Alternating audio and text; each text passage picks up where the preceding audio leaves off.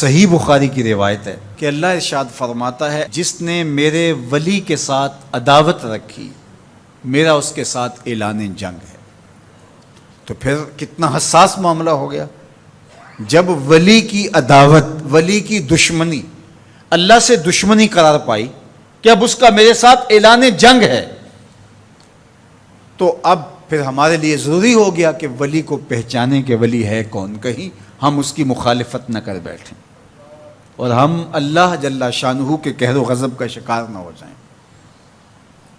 تو یہاں اسی حدیث میں جو بخاری کی میں نے آپ کے سامنے رکھی کہ میرا بندہ فرائض کی ادائیگی کے بعد کثرت نوافل سے میرا قرب حاصل کر لیتا ہے، پھر آنکھیں اس کی ہوتی ہیں، قوتیں میں ڈال دیتا ہوں، ہاتھ اس کے ہوتے ہیں لیکن پکڑنے کی توانائی خاص اس میں ڈال دی جاتی ہے۔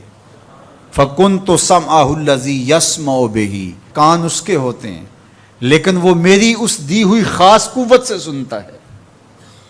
ہاتھ اس کے ہوتے ہیں لیکن پکڑائی کی قوت خاص طور کے اوپر میں اس میں ڈال دے۔ پاؤں اس کے ہوتے ہیں لیکن وہ میری عطا کردہ خاص قوت سے چلتا ہے۔ آصف بن برخیہ آنے واحد کے اندر تخت بلقیس لے آیا کہ نہ لے آیا؟ قرآن نے بیان کیا نا، آنے واحد میں 1 مہینہ جاتے ہوئے لگتا تھا، 1 مہینہ آتے ہوئے لگتا تھا۔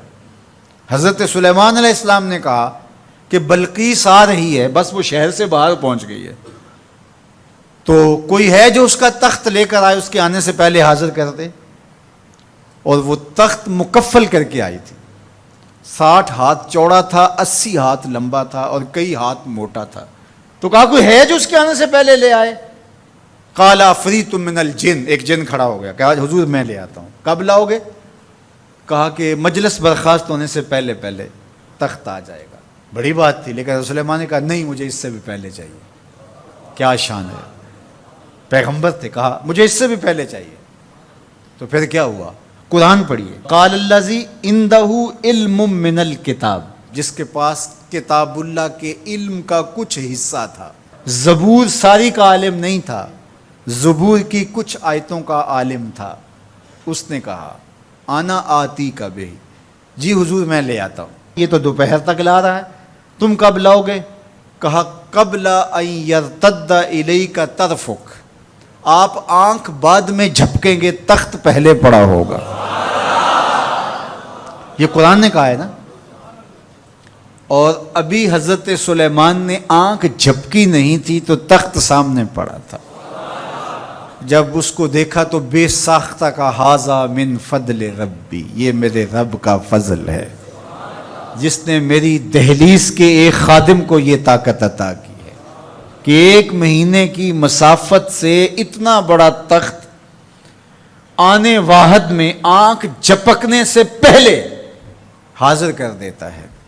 آنا آتی کا بے ہی، لفظ سنیے، آنا میں، آتی کا آتا ہوں، بے ہی اس کو ساتھ لے کے، یعنی میں ابھی گیا اور ابھی آیا اور تخت بھی لے آیا، اور وہ وہاں سے غائب بھی دکھائی نہیں دیا اور تخت بھی وہاں موجود تھا۔ اور حضرت سلیمان نے کہا کہ یہ میرے رب کا فضل ہے، اور اس کہانی کو میرے رب نے قرآن میں بیان فرمایا۔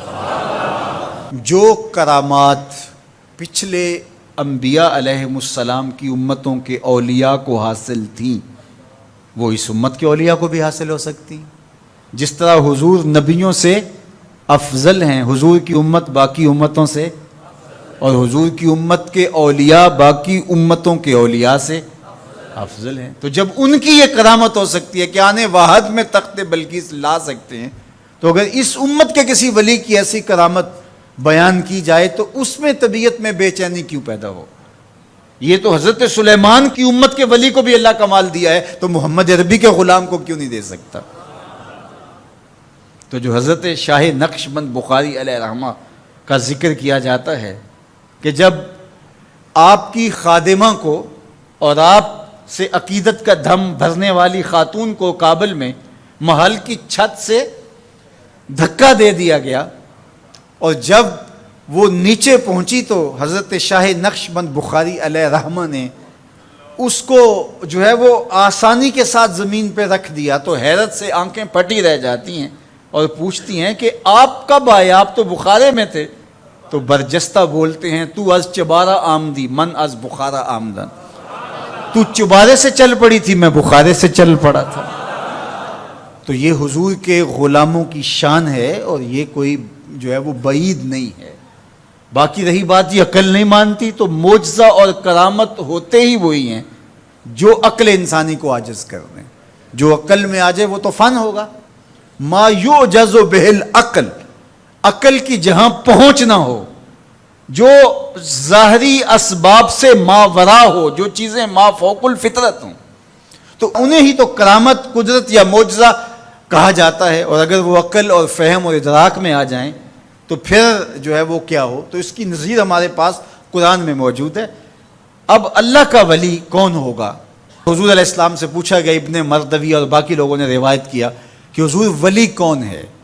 تو حضور علیہ السلام نے ارشاد فرمایا، اذا رؤوا ذکر اللہ، جس کو دیکھو خدا یاد آ جائے، جس کو دیکھنے سے رب یاد آ جائے، جس شخص کی صحبت میں بیٹھ کے رغبت دنیا کم ہو اور رغبت آخرت بڑھ جائے، اس کی صحبت غنیمت سب۔